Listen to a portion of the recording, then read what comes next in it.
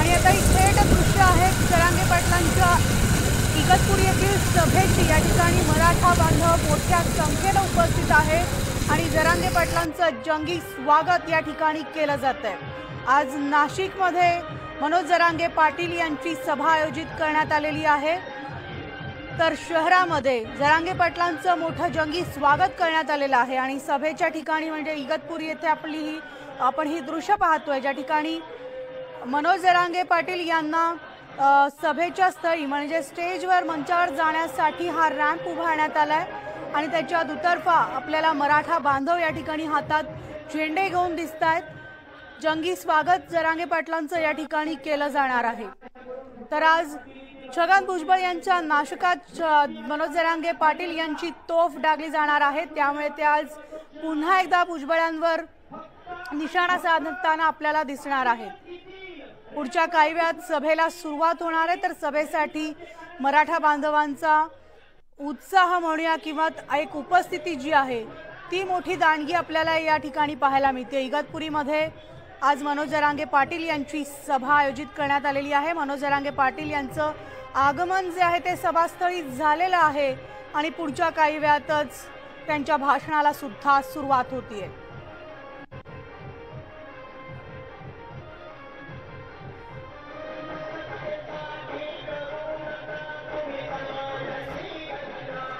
तर मनोज जरांगे पाटील नाशिकमध्ये येताच फुलांचा वर्षाव त्यांच्यावर करण्यात आला। क्रेनच्या सहाय्याने पुष्पवृष्टी करण्यात आली आणि नवीन नाशिक सकल मराठा समाजातर्फे त्यांचं या ठिकाणी स्वागत करण्यात आलेलं आहे। फटाक्यांच्या आतषबाजीने मनोज जरांगे पाटील यांचं नाशिकात स्वागत झालेलं आहे आणि त्यानंतर आता इगतपुरीमधल्या सभास्थळी ते दाखल झालेले आहेत। आमचे प्रतिनिधी लक्ष्मण घाटोळ आपल्यासोबत आहेत। लक्ष्मण, आपण पाहतोय मोठं जंगी स्वागत आज नाशिकात मनोज जरांगे पाटलांचं केलं जात आहे। एकतर भुजबळांचा बालेकिल्ला असल्यामुळे आजच्या सभेकडे सगळ्यांचंच लक्ष लागलंय।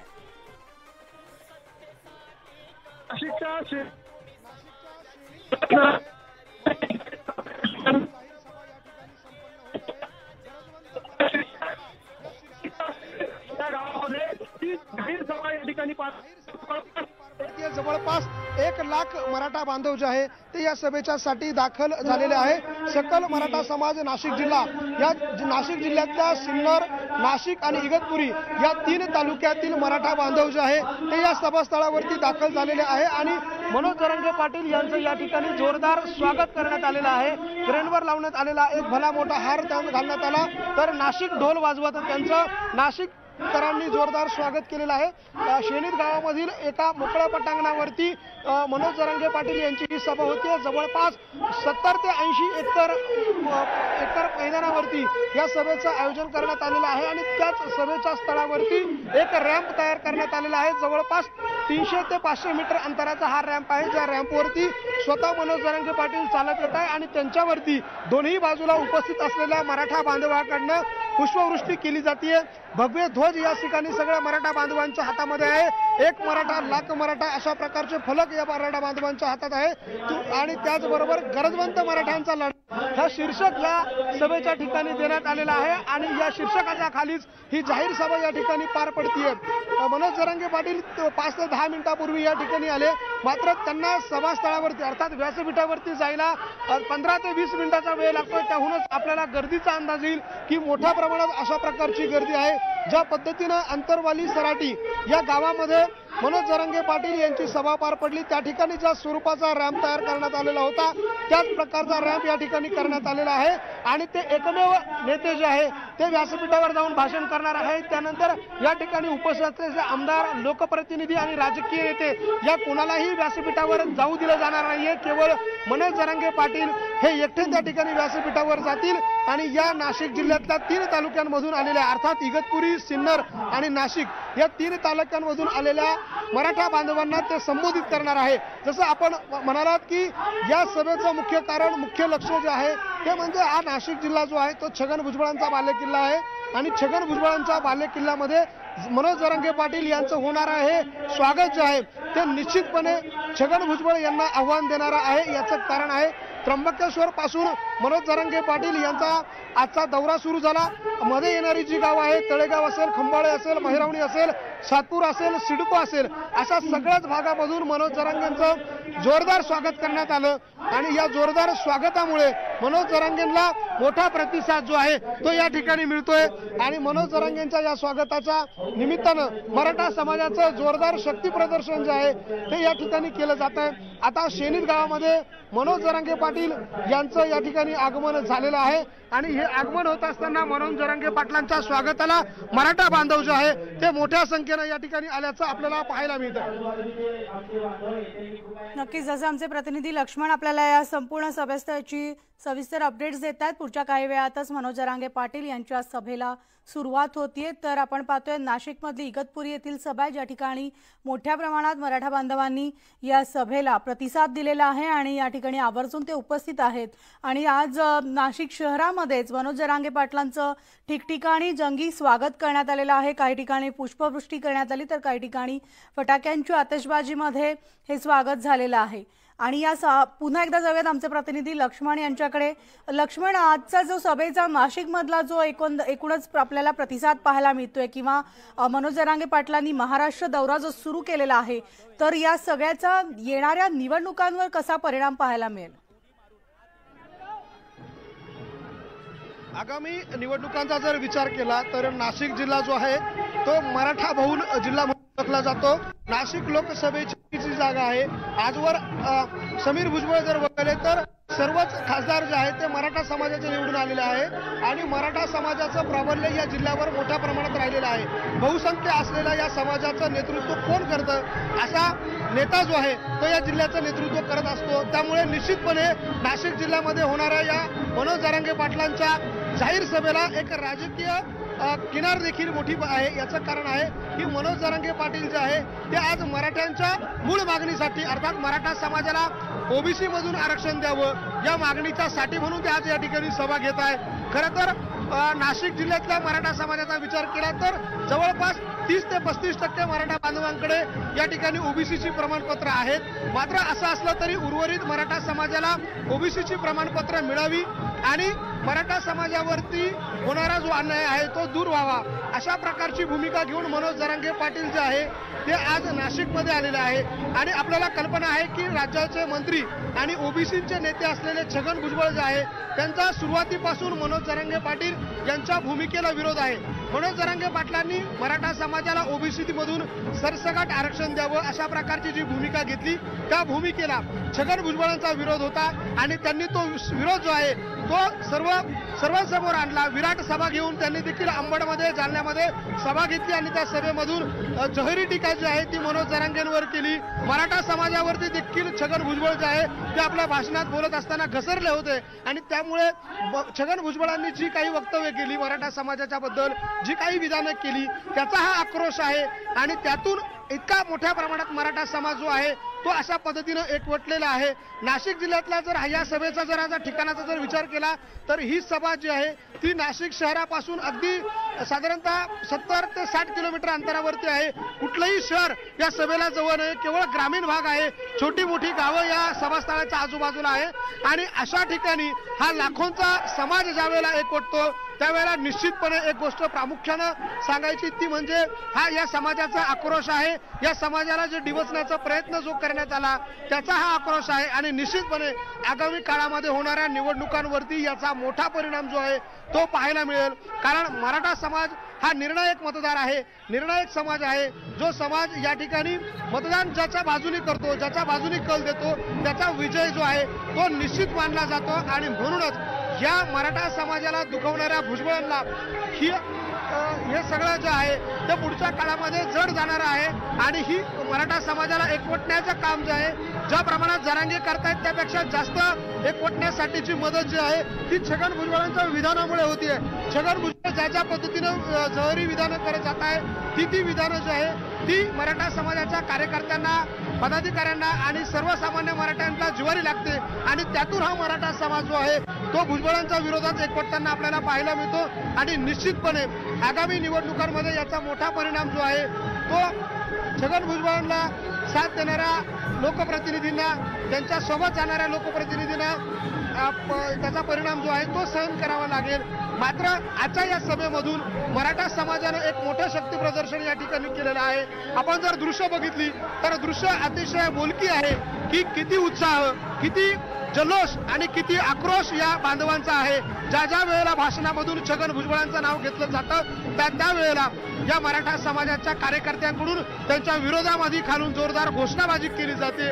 आणि म्हणूनच एक गोष्ट स्पष्ट आहे की छगन भुजबळ विरुद्ध जरांगे हा जो लढा आहे तो आता कुठेतरी विकोपाला गेलेला आहे. आणि त्याचा परिणाम जो तो आहे तो आता आपल्याला अशा पद्धतीनं समाजामध्ये होणारा सामाजिक तेढ जो आहे त्यातून पाहायला मिळतो. मात्र आज या ठिकाणी होणाऱ्या या सभेच्या निमित्तानं मराठा समाजानं जरांगेंनी एक मोठं शक्ती प्रदर्शन केलेलं आहे. नाशिक जिल्ह्याच्या मराठा समाजाचा जर विचार केला तर या ठिकाणचा मराठा समाज जो आहे तो प्रगल्भ मराठा समाज आहे आणि सुशिक्षित आहे. आणि अशा ठिकाणी गर्दी जमा करणं हे खरं तर चॅलेंजिंग असतं. मात्र अशा ठिकाणी देखील मोठ्या प्रमाणामध्ये मनोज जरांगेंचं स्वागत झालं. आपण ठाण्याला बघितलं, ठाण्यामध्ये मनोज जरांगेंचं स्वागत झालं. आपण मीरा रोडला बघितलं, त्याही ठिकाणी मनोज जरांगेंचं स्वागत झालं. ज्या ज्या ठिकाणी आजवर कधी काळी मराठा क्रांती मोर्चांना गर्दी जमा करण्यासाठी आव्हान होतं अशा ठिकाणी देखील जरांगे पाटलांना साथ मिळतीये. त्यामुळे निश्चितपणे एक बाब स्पष्ट आहे की मराठा समाजामध्ये एक आक्रोश आहे आणि तो आक्रोश अशा पद्धतीनं शक्ती प्रदर्शनामधून आणि सभांमधून बाहेर येताना आपल्याला पाहायला मिळतोय. त्यामुळे येणाऱ्या काळामध्ये सरकारसमोर मराठा समाजाला ओबीसी मधून आरक्षण देण्याचं एक मोठं आव्हान उभं राहणार आहे. खरं तर मनोज जरांगे पाटलांची भूमिका जी आहे ती आहे की ओबीसी मधून आरक्षण मिळावं. आपल्याला कल्पना आहे राज्याचे मुख्यमंत्र्यांचा ज्या वेळेला विषय येतो, एकनाथ शिंदेचा ज्या वेळेला विषय येतो त्यावेळेला मराठा समाज जो आहे तो एकनाथ शिंदेच्या बाजूने सकारात्मक असल्याचं आपल्याला पाहायला मिळतंय. कारण एकनाथ शिंदे यांनीच काही दिवसांपूर्वी स्पष्ट केलं होतं की सगळ्या मराठा बांधवांना ओबीसीची प्रमाणपत्र मिळतील. ज्यांच्याकडे काही प्रमाणामध्ये पुरावे आहे त्यांना काही अटी शिथिल करून त्यांना मराठा समाजामध्ये अर्थात ओबीसी मध्ये समाविष्ट करून घेतलं जाईल. त्यामुळे राज्याच्या मुख्यमंत्र्यांबद्दल या ठिकाणी असलेल्या मराठा बांधवांना शॉक कॉर्नर आहे हे देखील काही वेळापूर्वी झालेल्या भाषणांमधून आपल्याला पाहायला मिळतं. आणि जरांगे पाटलांच्या भाषणांमधून आपल्याला हे कल्पना येते की राज्याच्या मुख्यमंत्र्यांबद्दल त्यांचा फारसा काही विरोध नाहीये. मात्र जे नेते मराठा समाजाबद्दल गरज ओढताय किंवा आक्रमक भाषणं करताय, सामाजिक तेढ निर्माण करण्याची भाषणं करताय अशा नेत्यांच्या बद्दल या मराठा समाजाचा मनोज जरांगे पाटलांचा एक आक्रोश आपल्याला पाहायला मिळतोय. आणि त्याच संतापातून त्याच आक्रोशातून अशा पद्धतीचा एक मराठा बांधव जो आहे तो एकवटताना पाहायला मिळतोय.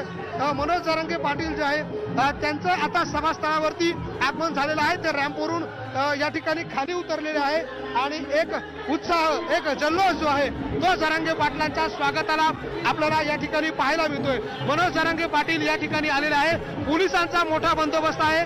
त्यांना आतमध्ये घुसत असताना देखील मोठी कसरत या ठिकाणी करावी लागते आणि त्याचीच ही सगळी दृश्य आपण या ठिकाणी बघतोय.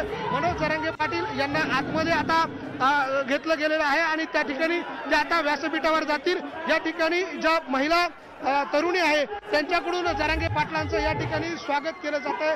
आपण ही दृश्य बघतोय. मनोज जरांगेंच्या स्वागताला एक मोठी गर्दी, एक मोठा उत्साह जो आहे तो आपल्याला पाहायला मिळतोय. मनोज जरांगेंचं जोरदार स्वागत या ठिकाणी झालेलं आहे आणि त्याचीच ही सगळी दृश्य आपण या ठिकाणी बघतोय. मनोज जरांगे पाटील या ठिकाणी आलेले आहे आणि एक जल्लोष, एक उत्साह या ठिकाणी पाहायला मिळतोय. जरांगे पाटील नंतर पहिल्यांदा असं स्वागत आपलं नाशिकमध्ये झालेलं आहे. काय प्रतिक्रिया?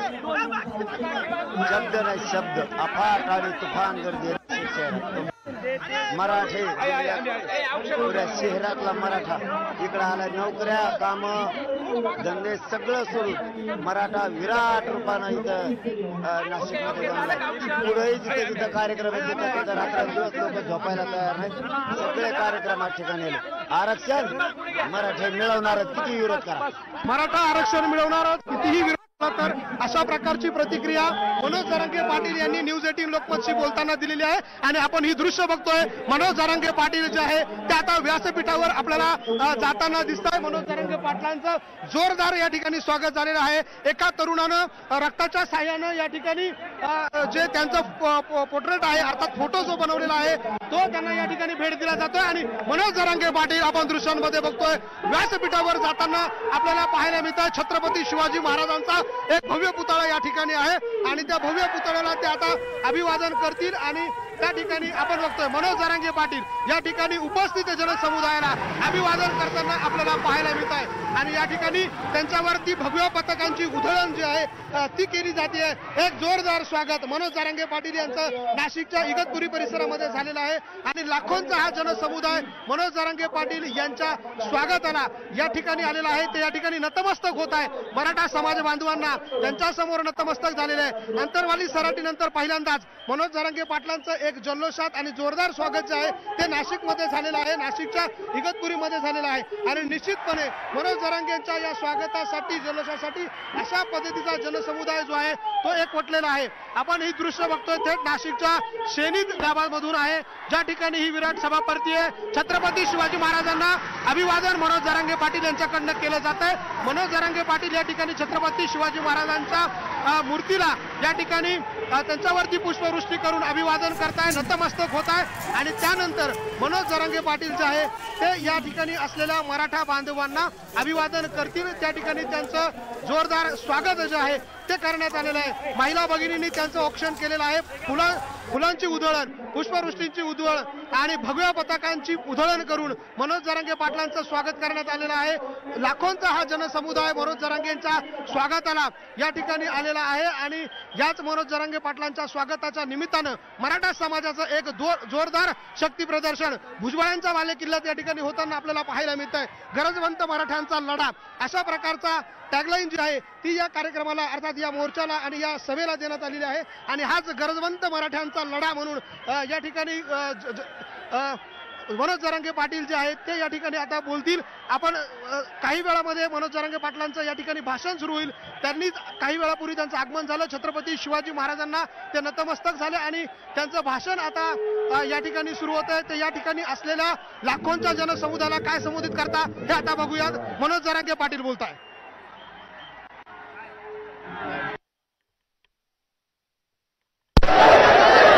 येऊ द्या त्याला दोघाला, येऊ द्या, येऊ द्या, येऊ द्या त्याला, येऊ द्या वर, येऊ द्या, येऊ.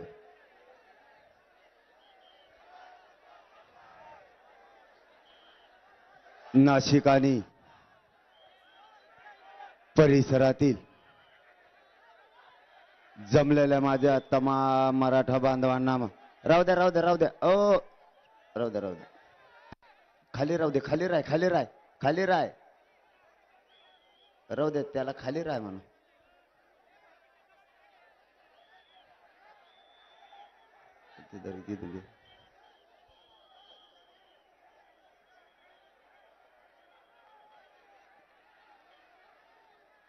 शांत बसतं का थोडं? शांत बसतं, शांत बसा एकदम, थोडं शांत बसा एकदम शांत. मराठा आरक्षणाची लढाई हक्काच्या न्यायासाठी मराठ्यांची सुरू झाली.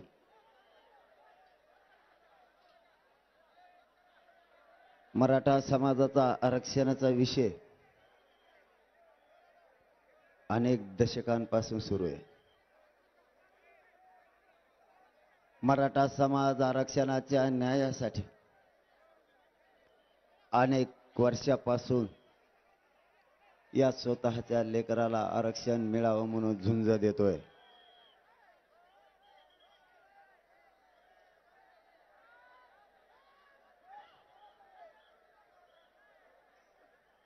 मराठा समाजाला आरक्षण होतं तरीही मराठ्यांना आरक्षण जाणून बुजून दिलं नाही.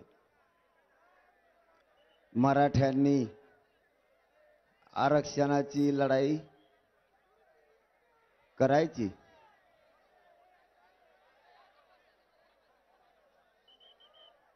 काय प्रॉब्लेम आहे का तुम्हाला? काही कशाला आरडा करता रे? मग इथं मराठी उन्हात कशाला आलेत?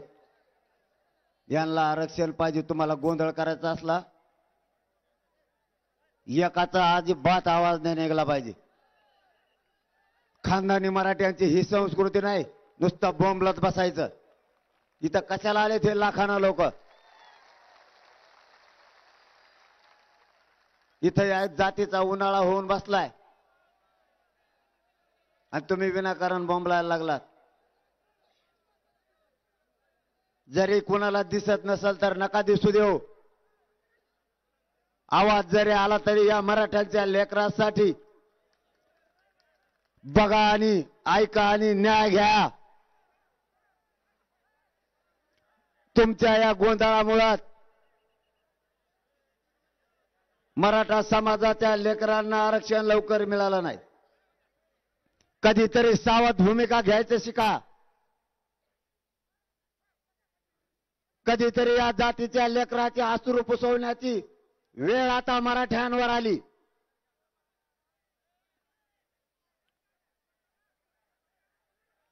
इतरांचं स्वप्न पूर्ण होऊ देऊ नका. ए काय प्रॉब्लेम आहे तुला? ए काळा शर्ट काय प्रॉब्लेम आहे तुला? राहू दे ना, वर उभा राहत राहू ते राहणार आहे उभा. त्याला ऐकायचंच नाही. त्याला आरक्षण भेटलंय. ती येवल्यातूनच आरक्षण घेऊन आला त्याच्यामुळे त्याला उभा राहायचं. खाली बस म्हणलं की तुम्हाला बसायला काय होतं? हे बाकीचे मराठी नाहीत आणि तुम्ही कशाला उभा राहता? उभं नका.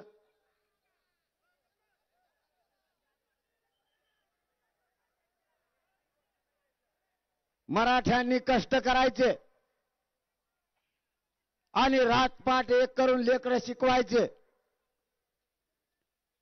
प्रत्येक मायबापाचं स्वप्न एकच की माझं लेकरू अधिकारी झालं पाहिजे. हे आरक्षण नसल्यानं तुम्हाला गप्प बसायचंय का तुम्हाला एकदा आरडून देऊ?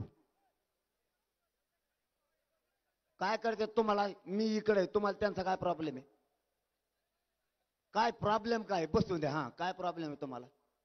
ते आरक्षणावर बसले तेव्हा नाही दिसले तुम्हाला? ते एकटं म्हातारं बसलंय.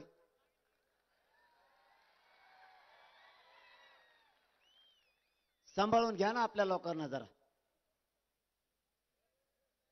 किती दिवस मतभेद ठेवायचे तुम्हाला? मला तर त्या मतभेदाचे एवढे फोन येतात ते सांगतो तुम्हाला. तुम्ही उगाच मला खवळून घ्यायला लागले. मला काही काही फोन येतात, तुमच्या गाडीत येऊ नको, तुमच्या गाडीत येऊ नको. अरे त्याच्यापासून लांब जा. अरे बसून दे, तुम्हाला काय करायचं? मी तुमच्या रक्ता मासाचा आहे, त्याला वळवळच करून देत नाही मी. कारण माझी भूमिका सध्या काय आहे? समाजाला मायबाप म्हणलं, मग त्या समाजाचं मी लेकरू आहे. मग आता एखादा हुकल्याला असला तरी त्याला म्हणायला लागतं चल दादा. एखादा हुकल्याला नसला तरी चल दादा. आणि दोघाच ऐ वाजू नको मग सूत्र हुकत बरं का. मग आणि दोघाच यायला तसंच व्हायला लागलंय परत. जर दोघांचं सूत्र जमतच नसलं तर मी म्हणतो तू तिकडे कोपऱ्याला बस, ह्यो इकडे कोपऱ्याला बस. म्हणजे एवढ्या वेळेस जातीसाठी ये की आणि चप डप करू नको. आता कुठं डपका डोपका हाणू नको. दुकानदारी थोडी बंद. गोरगरिबांच्या लेकरांना एवढ्या वेळेस आयुष्याची भाकरी द्यायची, याच्यासाठी ही लढाई. काही कुणाला ताण द्यायचा नाही. नाही तर असं होतं. एक मी मराठा समाजाला सरळ सांगून टाकलं, ऊन लागायला लागलं का बोलू का? मग मला हे ऊन लागत आहे. हो द्या, काय व्हायचं ते, पण आता सुट्टीच नाही. आता खेटायचं ठरलं तर खेटून काय आहे मग? आता मी मराठा समाजाला सांगून टाकलं, माझ्या गाडीत, म्हणजे माझी जी गाडी ती जेवढ्या माझ्या गाड्या ताफ्यात त्याने स्वतः डिझेल टाकायचं. कोणाला रुपये सुद्धा मागायचं नाही. मराठे खड्ड्यात घालायचे नाही. भाडं द्यायचं असेल तुला तो पदरून द्यायचं. मराठ्याला त्रास द्यायचा नाही, अधिकाऱ्याकडून पैसे मागायचे नाही, दुकानदारी बंद. आणि जर कुणी पैसे घेतले असले त्याला माघारी मागा, नाही मला हळूच नाव सांगा, त्याचा कार्यक्रमच करतो. इथं जातीच्या न्यायासाठी आता लढायचं सगळ्यांनी झोकून देऊन.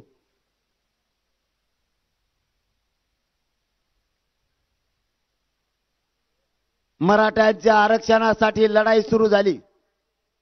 आंतरवाली शांततेत आंदोलन सुरू होतं. तुमच्याकडे सुद्धा बघणार, काळजी करू नका.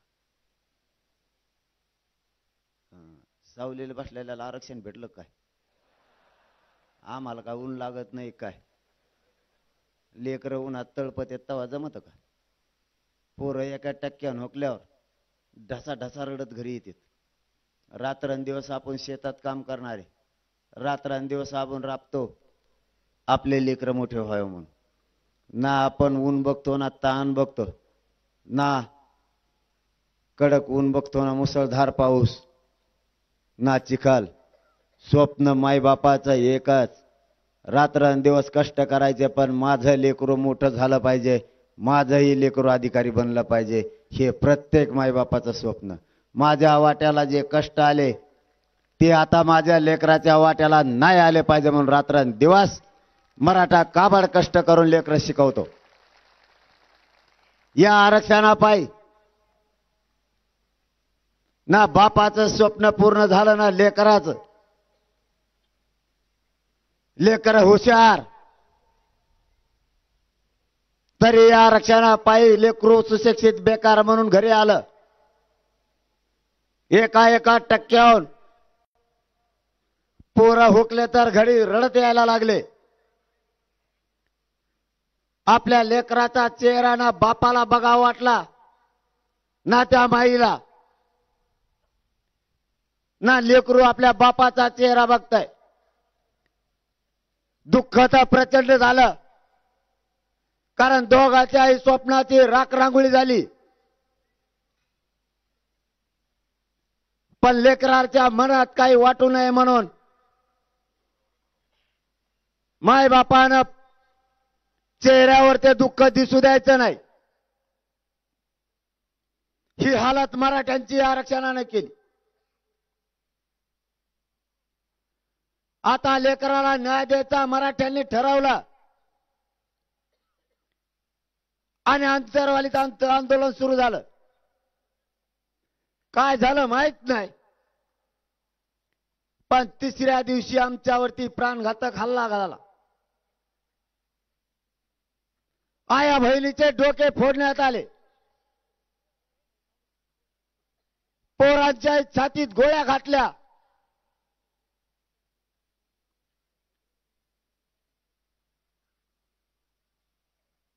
कमून मागा बघा आता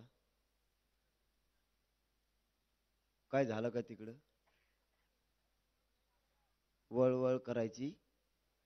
आणि त्यांचा असला तर मग तर लगेच नाही, आमचा असला तर एखादबार काय हरकत नाही.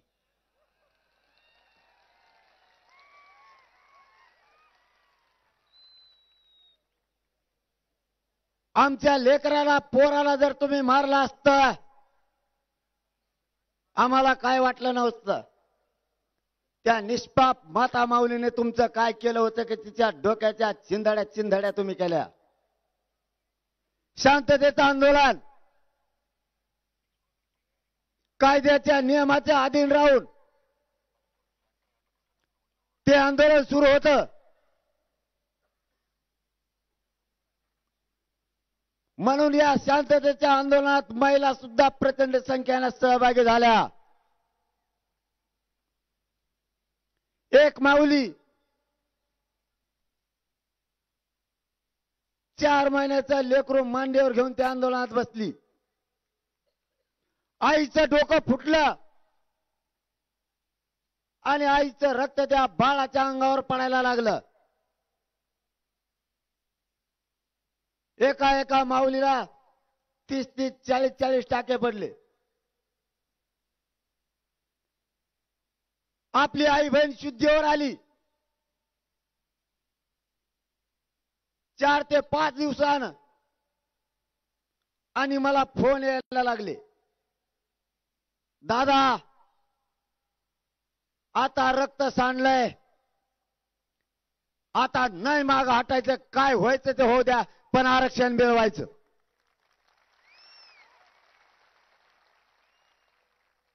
आणि ते आंदोलन आजही शांततेत सुरू आहे.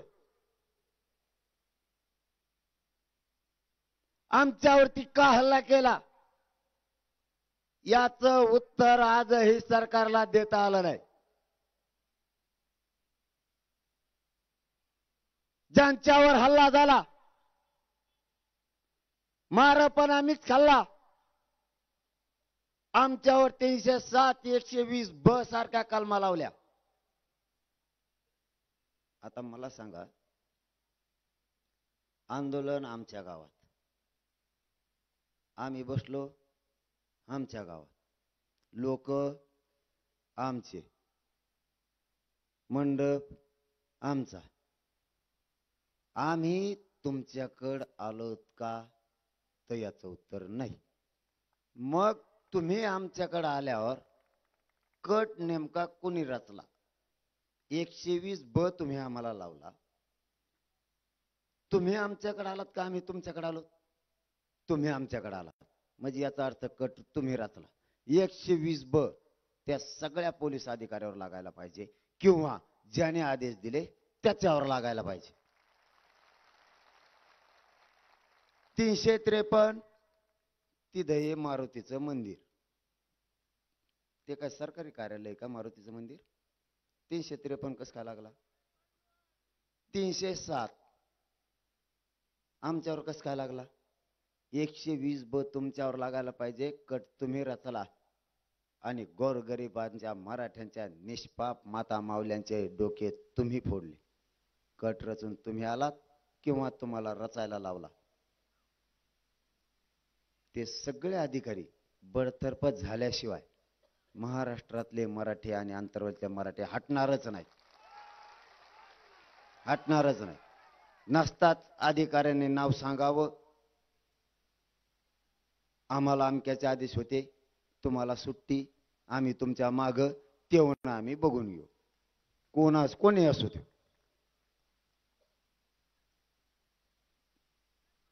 त्यानंतर काम सुरू झालं, समिती गठीत झाली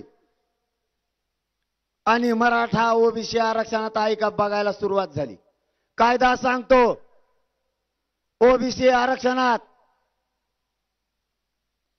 जर एखादी जात यायची असेल तर ती मागास सिद्ध असायला लागते, तरच ती येता येतं, नाही तर तिला येता येत नाही.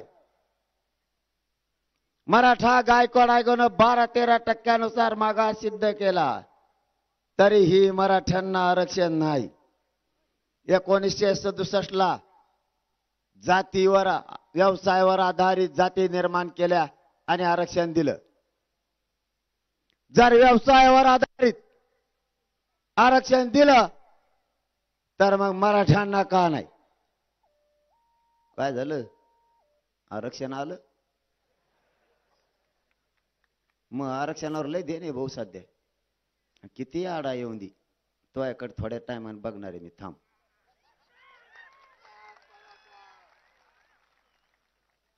व्यवसायावर आधारित जाती निर्माण केल्या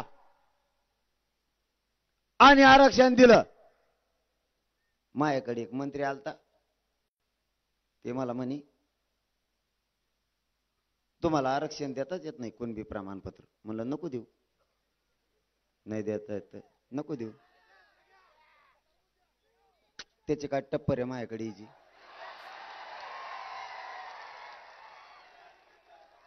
आला बसला, गप्पा मारल्या, आरक्षण देता येत नाही. मी त्याला एकच प्रश्न विचारला, फक्त. मी एक प्रश्न त्या आलेल्या मंत्र्याला विचारला, म्हणलं भाऊ आम्हाला आरक्षण देऊ नको, पण माया फक्त प्रश्नाचं उत्तर दे. तुझी जात ओबीसी आरक्षणात गेली, कशाचा आधार घेऊन गेली एवढंच सांग.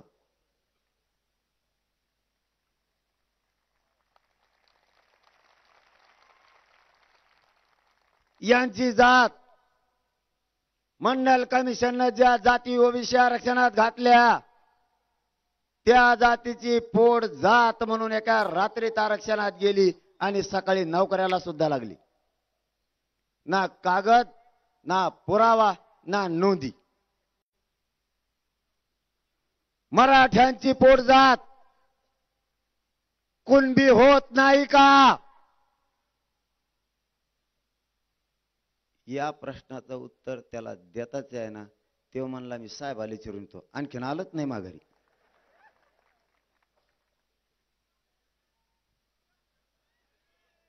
असे 10-15 जण येऊन गेलेले. हो 10-15 जण आले, एकाच जुळलं नाही म्हणून त्यांचं माघारी गेले. ते मला ना येडपट समजी देत नाही का. ते मी कसला गाण दिसतो ना त्याच्यामुळं ते मुंबईत ठरी देत. याला आत्ता बिंगून टाकू मला, कारण ते कशावर ठरीत येत हे मी ते कसलं गाण दिसतो त्याच्यावर. आता त्यांची काही चूक नाही, मी दिसतो बी कसलं गाण. मला किती बाऱ्या मोजा तुम्ही, मी 35 किलो भरवतो. मी दिसतो बी बँड मध्ये खुळखुळ वाजणार असल्यावर.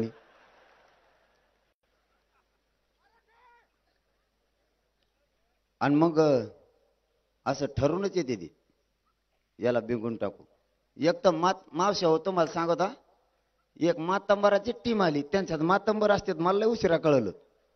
म्हणले आता मातंबर जाऊन द्यावर जरा निबार अशी आले मायापाशी. 1 घंटाभर गप्पा हाणल्या. मी बी लय नमुना आहे.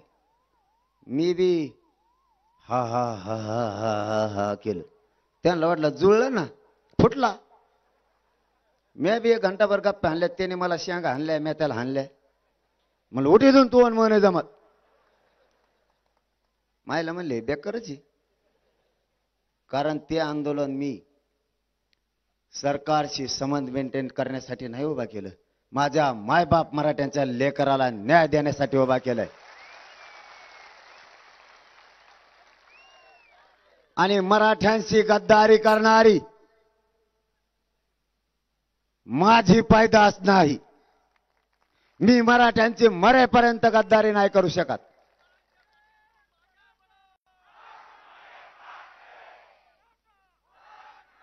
समितीनं काम करायला सुरुवात केली 1805 पासून 1967 पर्यंत. आणि 1967 पासून 2023 पर्यंत पुरावे शोधण्याची मोहीम सुरू झाली. मराठ्यांना एकूण लागली होती. मराठे ओबीसी आरक्षणात आहेत आणि मराठ्यांनी शोध मोहीम सुरू केली आणि समिती ही काम करायला लागली. कालचा 10 वाजताचा आकडा आहे. मराठा ओबीसीत असलेले 32 लाख पुरावे सापडलेत. भावानं 32 लाख.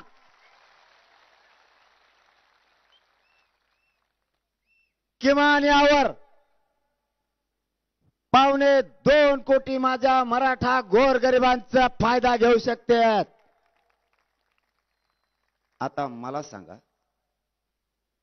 जर हे आरक्षण 70 वर्षापूर्वी होतं आणि हे जर 70 वर्षापूर्वी दिलं असतं तर आज जगातली प्रगत जात म्हणून 1 नंबरला मराठ्यांची जात राहिली असती. जाणून बुजून षडयंत्र रचलं. षडयंत्र होतं मराठ्यांचे पोरं मोठे होऊ द्यायचे नाही आणि त्यात ते यशस्वी झाले.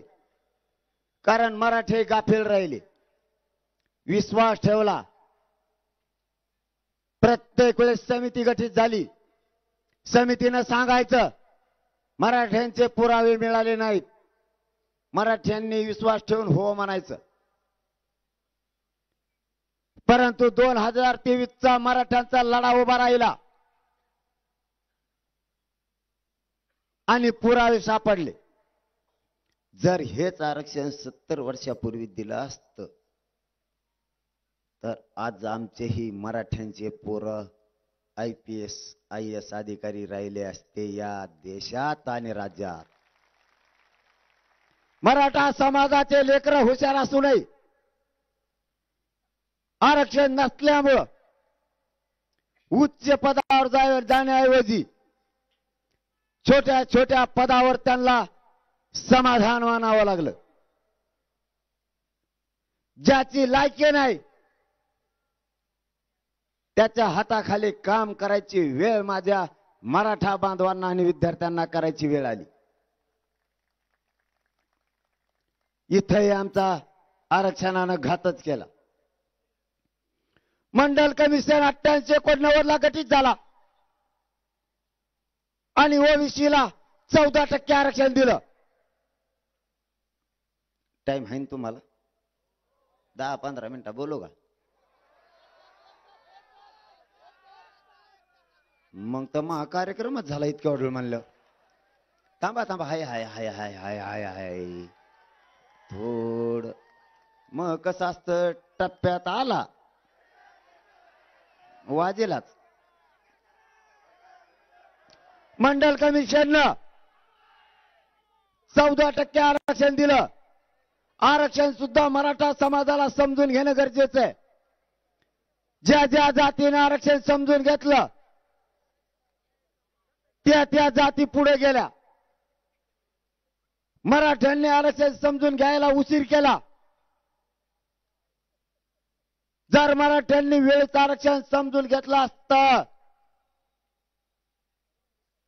तर आपल्याला पाठीमागच आरक्षण मिळालं असतं. ठराविक लोकांना घेतलं पण घराघरातल्या मराठ्यांनी लवकर आरक्षण समजून घेतलं नाही. आणि ज्या दिवशी मराठ्यांनी समजून घेतलं त्या दिवशी महाराष्ट्रातल्या कानाकोपऱ्यातला नाशिकसह करोडोच्या संख्येनं मराठा एकत्र आला. मंडल कमिशनला 14% आरक्षण दिलं. मंडल कमिशनला 3 कामं सांगितले. मी हे आत्ता मुद्दा तुम्हाला जो सांगतोय तो जर चुकीचा असला तर मला दुरुस्त करावं. मी माझे शब्द माग घ्यायला तयार आहे. मंडल कमिशन गठीत झाला. मंडल कमिशनला 3 कामं सांगितले. आरक्षण बी ऐका, टाळ्या वाजू नका, गप्पा आणू नका तुम्ही 3 जण. अय भाऊ, नंतर गप्पा आणू आपण कवर बी. आरक्षण थांबा, जरशी जवळ आलंय 24 डिसेंबरला ते आणायचं का नाही आपल्याला. मग गप्पा आणू नका, तुमच्यामुळे दुसरे 2-4 जण मागं पुढं बघत. कारण उन्हात याच्यासाठी बसलो की लेकराला आता आरक्षण देऊन त्याच्या अंगावर सावलीचं छत्र धरायचंय. लेकरं उन्हात पडू द्यायचे नाही. आता काही झालं तरी हरकत नाही, आरक्षण द्यायचं म्हणजे द्यायचं. मंडल कमिशनला 3 काम सांगितले. 1, ज्या जाती आरक्षणात घालायच्यात त्या जातीची यादी करा. सावलीकडे पळू नका बरं का. मी लिंबा झाडाखाली येत असतो, सावलीकडे जाऊ नका. काही होत नाही, थोड्या वेळाने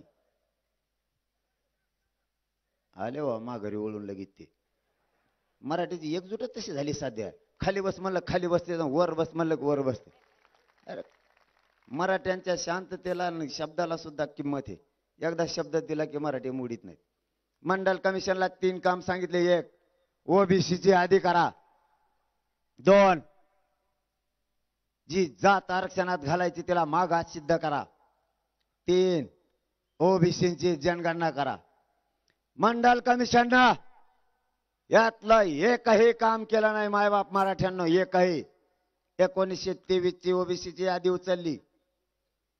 1931 ची इंग्रजांना केलेली जनगणना उचलली आणि व्हीपी सिंग सरकार समोर अहवाल ठेवला. लोकसंख्या 28% दाखवली. कायदा सांगतो लोकसंख्येच्या 50% आरक्षण दिलं पाहिजे. ओबीसीची लोकसंख्या 28%, आरक्षण दिलं 14%. घटना सांगते 100% दिलं पाहिजे. 100% आरक्षण फक्त एससीला आणि एसटीलाच. त्यानंतरचे दिलेले आरक्षण लोकसंख्येच्या प्रमाणात 50%. ओबीसींना 90ला 14% आरक्षण सुरू झालं. मायबाप मराठ्यांनो 14%. 4च वर्षानं म्हणजे 1994ला ते आरक्षण 30% झालं. म्हणजे लोकसंख्या 60%. आता आपण थोडं खरं बोलू. 90ला 14% आरक्षण, 94ला 30% आरक्षण, म्हणजे 4 वर्षात लोकसंख्या 60% झाली. उदाहरणार्थ मी नाशिकचा रहिवासी. मी इथल्या ग्रामपंचायतकडे गेलो. त्या सरपंचाला म्हणलं, भाऊ मग 4 सदस्य आहेत, तेवढी नोंद करून घे ग्रामपंचायतला. त्याने केली. माझ्या 4 सदस्य. तुम्हाला आवाज येतो का? 4 सदस्याची नोंद करून घे. त्यांनी घेतली. परत 4 वर्षानं मी तेच ग्रामपंचायत मध्ये गेलो. सरपंच बी तेच होता. मी त्याला म्हणलं, भाऊ 4च वर्षांनी गेलो आपण. म्हणलं, भाऊ मग 60 सदस्य आहेत, एवढ्या नोंदी घे. अरे मी काय फॅक्टरी टाकली का? 4 वर्षात 60 सदस्य झाले कसे?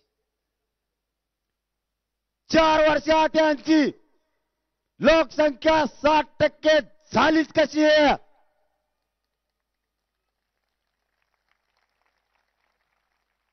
सोळा 16% आरक्षण हे मराठ्यांचं होतं. एका रात्रीत खैरात असल्यासारखं ते वाटून टाकलं. त्याचे 9 उपवर्ग बनवले. एक उपवर्ग बनवायचा असला तर समितीची शिफारस असल्याशिवाय प्रवर्ग बनवता येत नाही. आणि तो म्हणतो आपली 60% लोकसंख्या. भाऊ तो आमच्या गावात एक बी घर नाही, तो हे 60% लोकसंख्या कशी? बरं त्याच्याच मनाने होऊ द्या. आता मोजा. ओबीसीची लोकसंख्या 60%, मराठा 34%. किती झाले? SC ST 20%. किती झाले? 150% लोकसंख्या. राज्य तू का पागल समजतो का आम्हाला? मुस्लिम बांधव, मारवाडी बांधव, ब्राह्मण बांधव हे कुठे सोडितो? हे बेरजीत नाही धरीत का? तू एकटाच खातो, किती क खातो आणि परत म्हणतो मायालय मागा लागली. मी 20 दिवस झालं त्याला काही बोलत नव्हतो, अजिबात नाही. आपलं कसं आहे, आपण कोणावर टीका करीत नाही. पण जर मराठा आरक्षणाच्या वाटा गेला की वाजविलाच म्हणून समजायचं.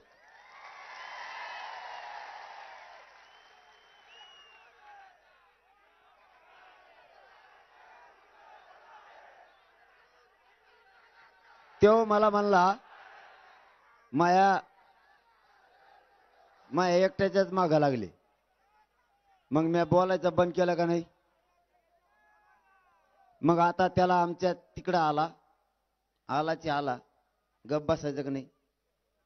गप बसायला पाहिजे होतं का नाही? मी लय शान आहे का माझ्या वाटत जायला? मी काय नमुना लय कलाकार आहे? मग आपल्या वाटत जायचंच नाही.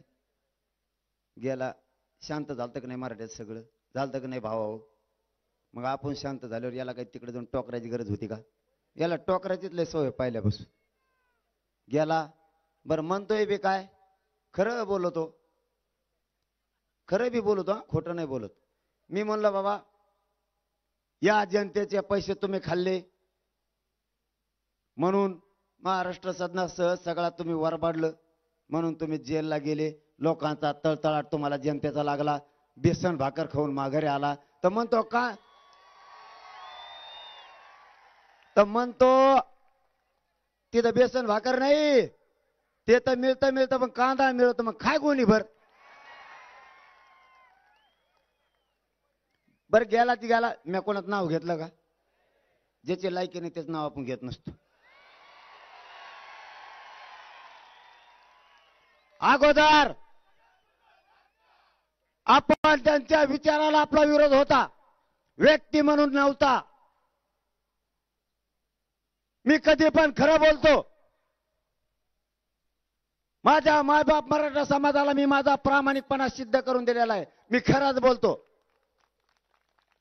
अगोदर फक्त त्यांच्या विचाराला आपला विरोध होता आणि वैचारिक विचार मतभेद हे असलेच पाहिजेत. व्यक्ती म्हणून आमचा त्यांना विरोध नव्हता, पण आता व्यक्ती म्हणून सुद्धा त्यांना आपला विरोध आहे. जो माणूस घटनेच्या पदावर बसला, कायद्याच्या पदावर बसलाय, तो माणूस कायदा पायदळी तुडवायला लागला. जाती जाती दंगली होतील, मराठा आणि ओबीसी वाद होतील असे वक्तव्य करायला लागला. तुमच्याकडे राज्याचं पालकत्व आहे, कायदा सांभाळण्याची जबाबदारी तुमच्या खांद्यावर आहे. तुम्ही तिकडे जाऊन दंगले होतील असं वक्तव्य करायला लागलात.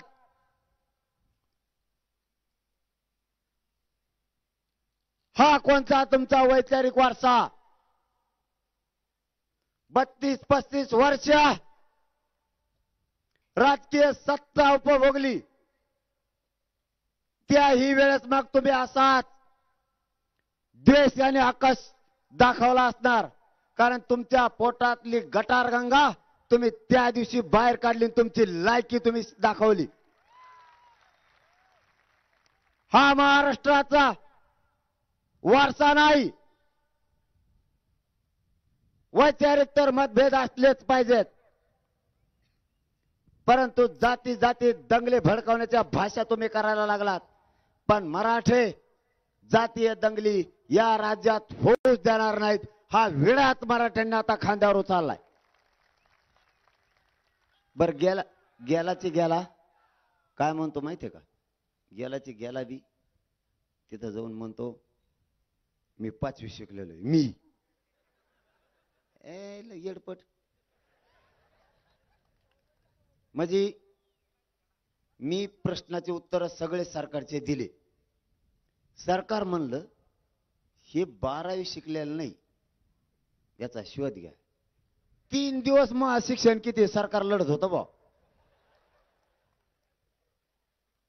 3 दिवस, 1-2 दिवस नाही.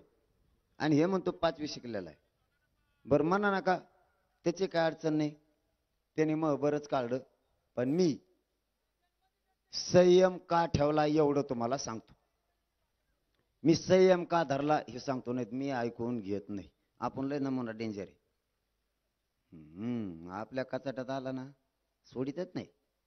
पण मी संयम का धरला तेवढं तुम्हाला सांगतो.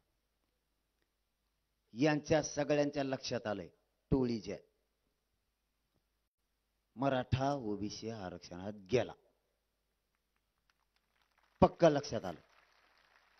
मग आता काय करायचं? राजकीय स्वार्थासाठी ओबीसी आणि मराठ्यात दंगल घडवल्याशिवाय पर्याय नाही. हा यांचा कट असू शकतो. मग आता काय करायचं? द्या वक्तव्य करून. दिलं वक्तव्य करून, पण यांचा डाव यशस्वी होऊ द्यायचा नाही. तुम्हाला तुमच्या पायाला हात लावून सांगतो मी मराठ्यांना, यांचं स्वप्न पूर्ण नाही होऊ द्यायचं. यांच्या लक्षात का आलं ते बी सांगतो.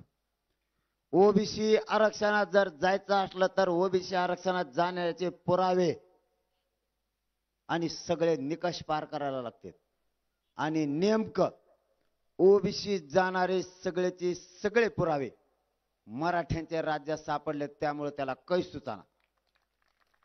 मराठा ओबीसी आरक्षणात गेला हे त्यांना माहीत झालं, म्हणून ते आता जातीय तेढ निर्माण करायला लागले. पण गाव खेड्यातल्या ओबीसी बांधवाची काय भावना आहे तुम्हाला सांगतो. जर मराठ्यांच्या नोंदी सापडल्या असल्या तर मराठ्यांना आरक्षणात घेतलं पाहिजे ही ग्रामीण भागातल्या ओबीसी बांधवाची भावना आहे. आपल्या नेत्यांनी मराठ्यांच्या विरोधात बोलू नये असा सरळ सरळ गाव खेड्यातला ओबीसी बांधव म्हणायला लागला. आजही गावखेड्यातला ओबीसी बांधव आणि मराठा बांधव एकत्र आहेत, एकमेकाच्या अडचणीला धावून येतात. जर कुठं लग्नाला चालले ना, दोघं 50-50 पेट्रोल टाकी दे. त्याने आज चहा पाडला घेऊ, उद्या पाहिजे तू. आणि जर त्याने पाजेला नाही तर दुसऱ्या दिवशी कचा कचा घोडे लावितो. एवढं प्रेम आहे, मी खोटं नाही बोलत. एकामेकाला बैल देते नांगर हाणायला, एखाद्याचे मोटर जळले तर त्याला म्हणतात मुपलं पाणी घे, पाणी देतात. फक्त कापसा आपण एकामेकाची याचीत येत, एकामेकाची याचीत नाहीत, आपण आपल्याची याचीत येत. याचसारखं नाही सगळे चोरून घेणारे. आरक्षण खातो, ओबीसीचं खातो. ओबीसी बांधवांचे किती हाल आहेत माहित आहेत का तुम्हाला? ज्यांचा फायदा झाला त्यांचाच झाला. त्या ओबीसी जेवढ्या जाती आहेत ना, त्या गोरगरीब जातीचा आणखीन फायदा नाही झाला. एकटाच वरबडून खातोय. तरी म्हणून तुम्हाला कमी पडलं, आमचा टक्का कमी झाला, आम्ही काय करावं, आमच्यात येऊ नका. आणि कुठं जातो रे? तुमच्यात येऊ नको ना आमच्यात येऊ नको.